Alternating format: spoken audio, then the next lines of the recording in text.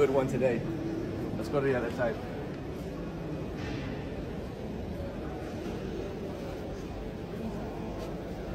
Right there.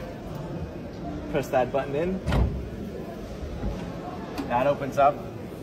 We'll go to the inside in just a second. I want to show you guys the outside. Because just a few days ago, this actually flew up. Like this exact one flew up in the air. This is going to be a prototype for the world's first ever flying car. It's called the xpeng X2. And it looks freaking sick. I mean, look at those headlights. Super aggressive. Windshield is crazy long. It's got the light going down the middle as well. But what you probably didn't see is under here, we got a little hidden button right there. Press that. This pops up. Then what you get, that's your charging port. It'll take about 3 hours to charge this thing. And once it's fully charged, you can fly it in the sky.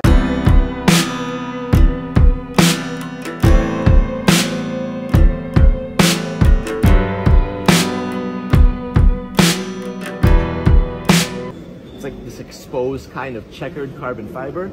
This entire vehicle is fully carbon fiber, but they have it exposed in only some areas like this, right? Everything else is painted. Here, you got green lights on the left side, and then you have red lights on the right side. That's basically to avoid any collisions in the air. So if you got like 10 people flying this, and you see someone else in the distance, it's important to understand which side the green is on to be able to avoid collision, right? It'll let other flyers know which direction you're flying in. Now that cars are flying, they also have to care about like the underside of it, right? Because it's gonna be flying over your head. You know, right now cars, like they make the outside look nice, but the inside looks terrible. You got all these tubes and pipes and rust and everything going on. Now they gotta make the underside look good. So this right here is gonna turn into this, the world's first flying car. This is coming out in 2024. On the back, what I like is that again, you have like this underside tail light. You got some fins down there, some arrows. Like kind of like almost like a rear diffuser. It's so strange. I wonder if this is the future of like supercar blondie. We're gonna have to start reviewing flying cars. This is my first time ever reviewing a flying car, and I gotta get used to the names. Like, do you call that a rear diffuser? Do you call it arrows? Do you just call it fins? All right, xpeng over here. What's cool is that all these propellers will actually fold. You can see the folding point right here.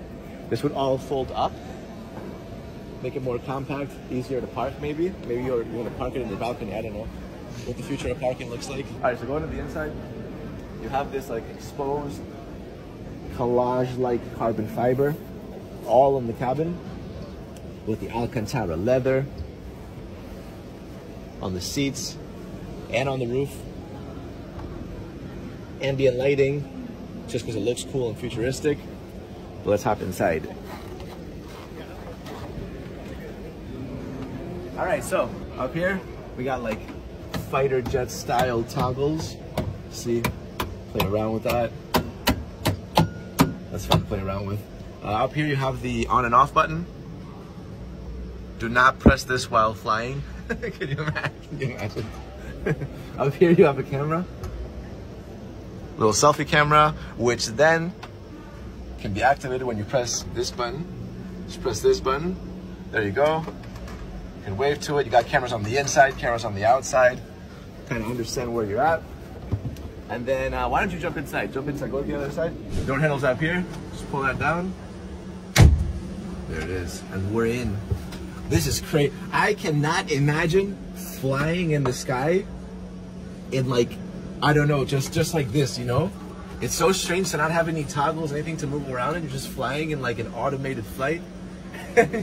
you'd be like 1 kilometer in the air. It's pretty scary. I think a lot of people are gonna get a bit intimidated when these flying cars start becoming the norm, because it is pretty scary stuff. In the middle is your climate control, but right there you can press that, and then this will let you know information on your sensor, your battery, your motor, your flight time, a bunch of different options. If you want to select your flight, just press start like that.